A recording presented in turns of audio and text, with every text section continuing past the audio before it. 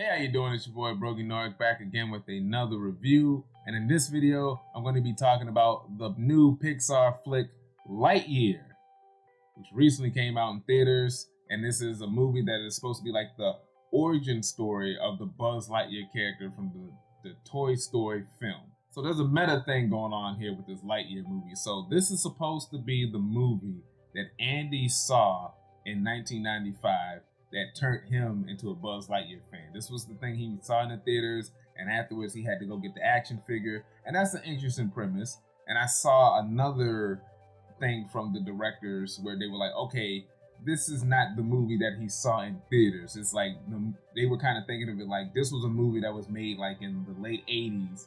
And then as a kid, he saw it in 95 on like VHS. And this was the thing that turned him into a fan. So it's like, it's kind of a bit murky, but this is supposed to be the thing that turns into a Buzz Lightyear fan. And this movie came out of nowhere, at least for me, where they announced like, hey, we're doing a Buzz Lightyear movie. And I'm like, holy hell, I did not know that was a possibility. Because I love Buzz Lightyear. Like Andy was me. I was born in '93, and I saw this movie when I was 3 or 4.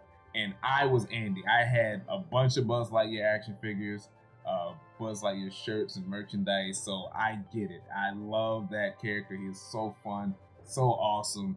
And this film takes the things that you know about Buzz, and then they change certain things, and they add more layers and a little more depth to the character. This is going to be a non-spoiler review. I might get to some spoilers later on in the video. If you want to skip to that, you can go to that timestamp in the description. Overall, I would say the film's not bad, but I get why there's a mixed reaction. There's a mixed reaction to this movie.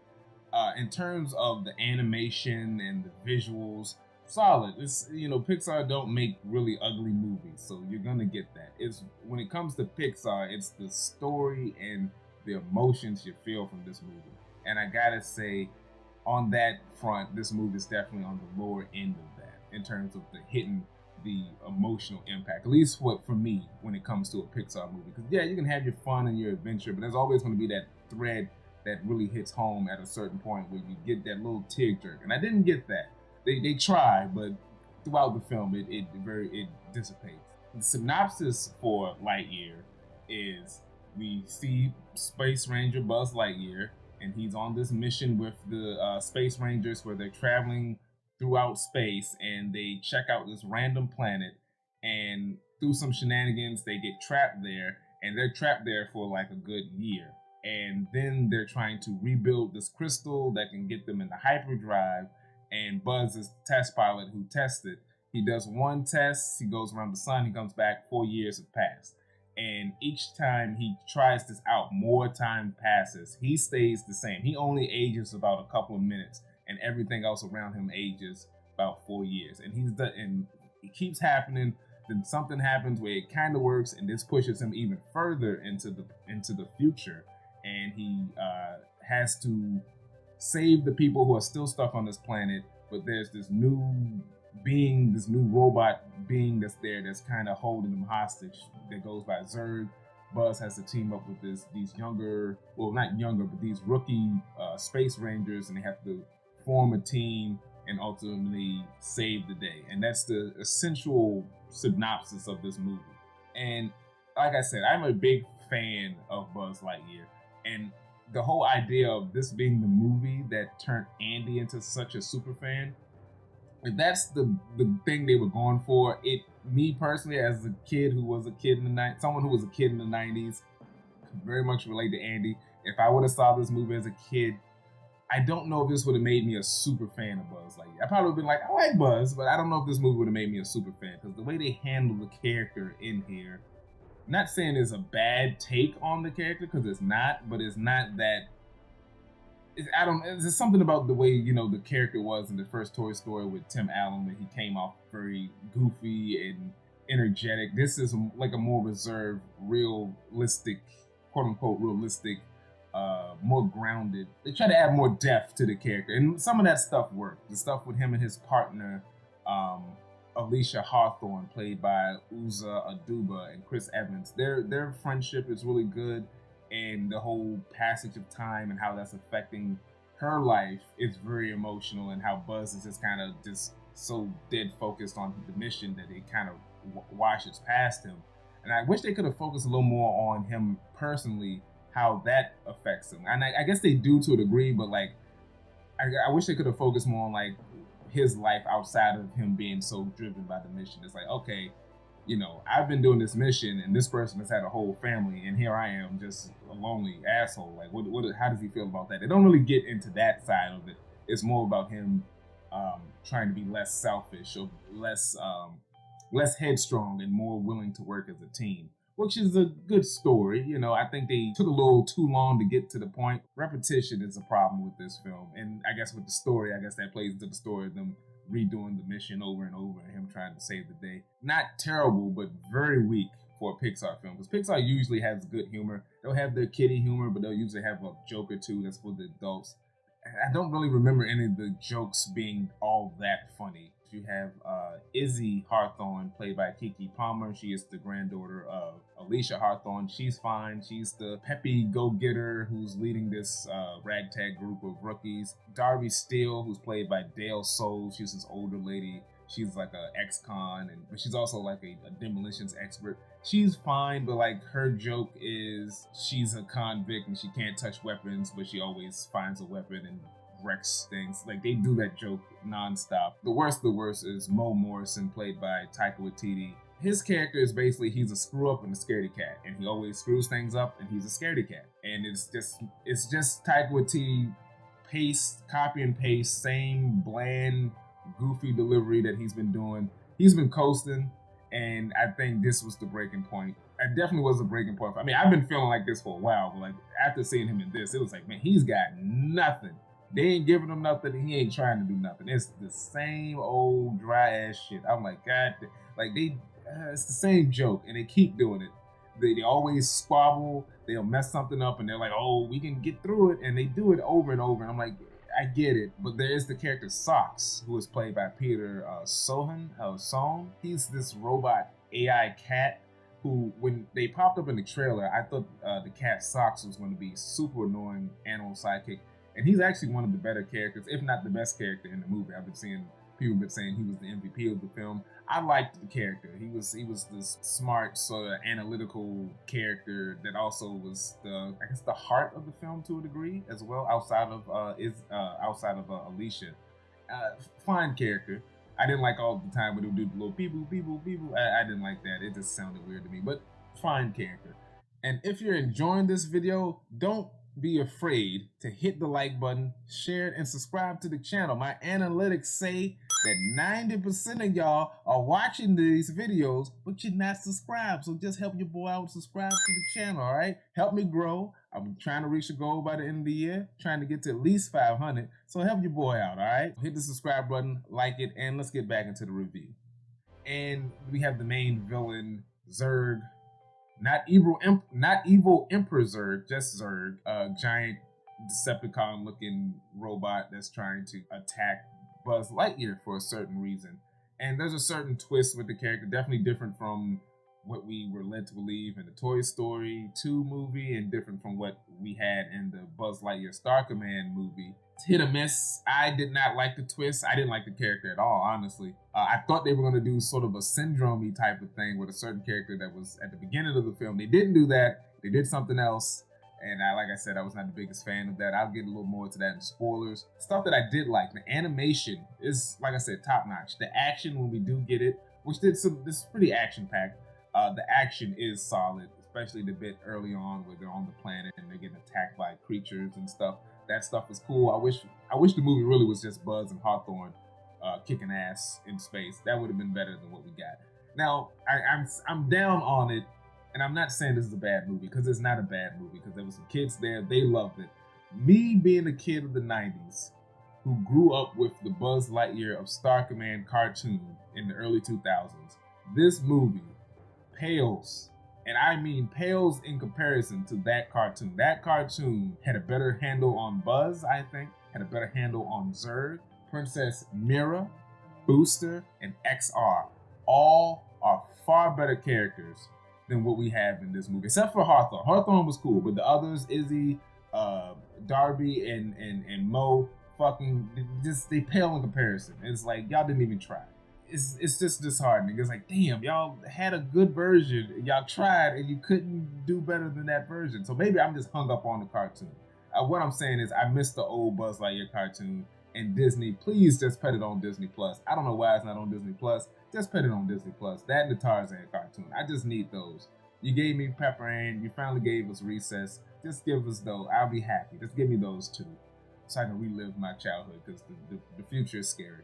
Some people were saying like this was of the Pixar movies that did go to theaters, this was the one that should have went to Disney Plus, and I kind of agree with that. After seeing it in the theaters, it's like they could have skated by with putting this on Disney Plus, because if they think, I hope they don't think this is going to be the one that's going to get them an Oscar, because if this movie ends up getting them an Oscar, I'm gonna be upset, because this was not the great Pixar.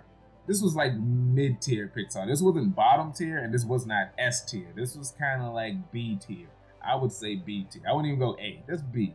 But it's a fine film. Chris Evans does fine. There's a lot early on and throughout the film of him saying a lot of the lines that Buzz Lightyear says throughout the movies, and the certain images that we see, like the whole, when we first see Buzz, he's looking through the helmet and he's checking the ground and all. Like, it's straight from the Toy Story movie, and I can see how that would play into that if this is based on the actual the movie. The toy is based on the movie. I get that.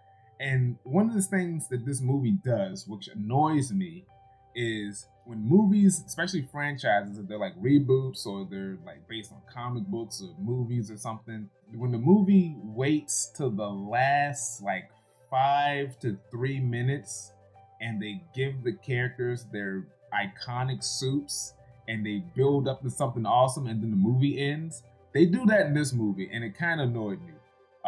Buzz has, he does have the suit, and the suit looks good, but towards the end, I guess this is a slight spoiler, but towards the end, he wears a new suit that looks like the action figure suit, but like with more detail, same color scheme, and it looks beautiful. It's amazing. And then he's in the suit, and the team's in the suits. They're going to be the Space Rangers, and then the movie ends. He's in the ship that looks like the toy box, and I'm like, oh, I wish we could have got more of this, and then the movie's over. I'm like, God damn it. So, yeah, there will be a sequel. I guess that's not really a spoiler. There will be a sequel, because they just flat out kind of hint like, oh, there'll be another one. And of course, with sequels, it'll probably be another 15 or so years till we get it. I kind of can compare this movie to Incredibles 2. And a lot of people shit on the Incredibles 2, and I get that hatred for it, but I don't hate that movie. I was a little disappointed with it, but like I love those characters. I love seeing them do anything, so I was happy to see them do anything. And this movie kind of fits that too. It's like, I love Buzz Lightyear. I wish the story was better, but I would put this below Incredibles 2 in terms of my disappointment and love for it. Like, I would put Incredibles 2 here, and this is, in terms of expectations, and then this one is a blur, it's kind of right there. So that's kind of how I feel about this in comparison, because this would have been the movie that I was so excited for once I heard it was coming. So those are my thoughts on Lightyear. If I were to give this movie a grade, I would give it a B- or a 7 out of 10. I wanted to go lower, but I had to acknowledge, like, no, there are some good things in here, and I'm probably being a little more selfish, a little more nostalgic if I was to give it like a C or a C plus and everything. So I was like, no, B- I feel that's a good, even, fair grade. So those are my thoughts on my non-spoiler thoughts on Lightyear, and I'm going to get into a couple of spoilers, but don't forget to like this video, share it, and subscribe to the channel.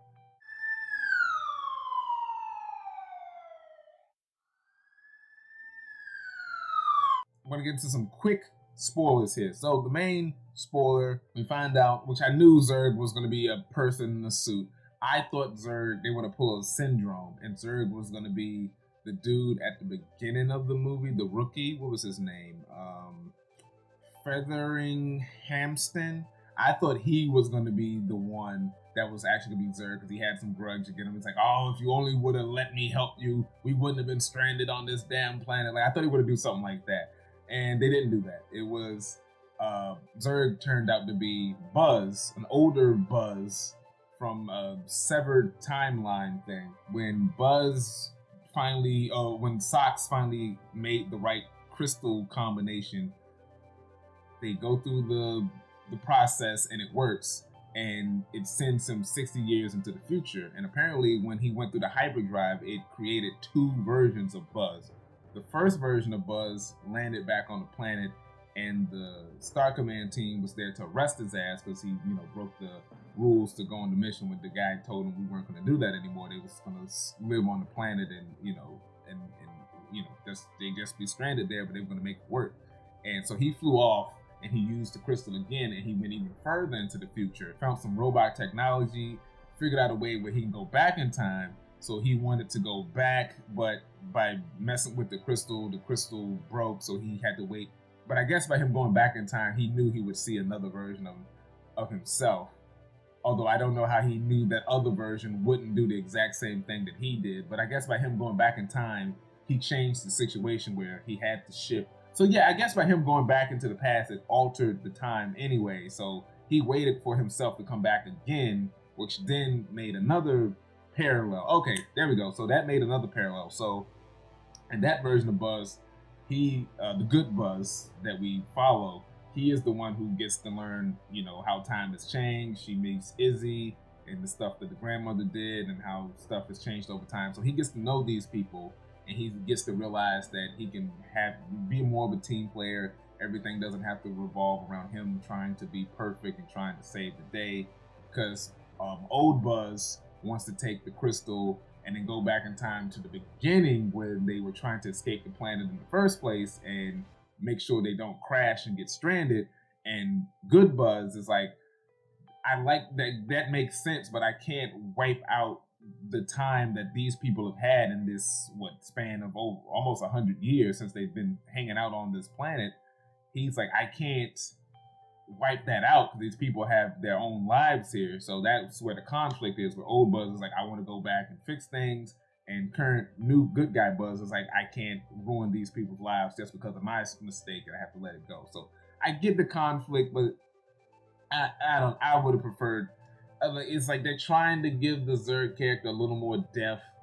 It just didn't work for me. It's like, I just would have preferred him being the evil Emperor, Zurg, evil maniacal Darth Vader parody. It's like, is that lame or is that very standard? I guess it is, but it works. It worked in the cartoon. It was great. He was just his arch nemesis. He hated Buzz. Buzz was always there to stop his plans, and he had a little more personality. This version, it was just, I'm old and you haven't gotten to this point in your life, and you will, and damn it, you're gonna listen to me because I could save the world even though I'm old. And it's like, I don't know, this shit didn't work for me. And I forgot how they got rid of him. He got knocked into space, and I guess the last end credit scene was something that showed Zurg surviving. I didn't stick around for it. I just read it. Zurg's back, so that was okay. The stuff with Hawthorne, like I said, the stuff with Hawthorne growing old and the passage of time, that stuff was really good, especially the bit where he comes back, and with the two bits. There's the controversial thing where she kisses her wife. It's so stupid that this is a controversy because it's on the screen for like 2 seconds, people. Like, god damn it. So she's a lesbian. I like the bit where she's like, oh yeah, I got married, or at that point I think she was engaged, and Buzz is like, oh, who is she? Like, he wasn't like, oh, who's this guy? And then she reveals as a woman. Like, no, he knows she's a lesbian. He's like, oh, who is she? And he's like, oh, someone I met in the 4 years that you were gone, blah, blah, blah. And then you see they had a son. And then the next time you see it, their 40th marriage anniversary. Then the next time you see it, they got the then the next time you see it, she's fucking dead. Which was sad when he gets back and she leaves the hologram for him and all of that. That stuff was good. That was that emotional moment, but it didn't punch like say Coco or even Luca to a degree. That bit in Luca towards the end where him and the boy are saying bye and all that. It didn't quite hit like that, but it was trying. And I think they did it a little too early because Pixar's been kind of waiting till like the end to hit you. Like what was the movie with the troll kids? Whatever, the movie with Chris Pratt and Spider-Man with the thing with the dad and the half body. Like, they waited right to the end, right towards the end where you see the dad and it hits you. So yeah, I think the story felt very standard action movie, but it didn't feel quite up to the level of a Pixar film. Like even like The Incredibles is an action film, but it has those moments where it really hits home and really gets you in your feels. And this movie just didn't have that. And I think this movie was as good enough for it to feel like if this was the movie that made Andy a Lightyear fan, and like I said, if I would have saw this movie, I don't think I would have been like a big fan of this character like I was at the end of the first Toy Story. So there's a bit of that disconnect.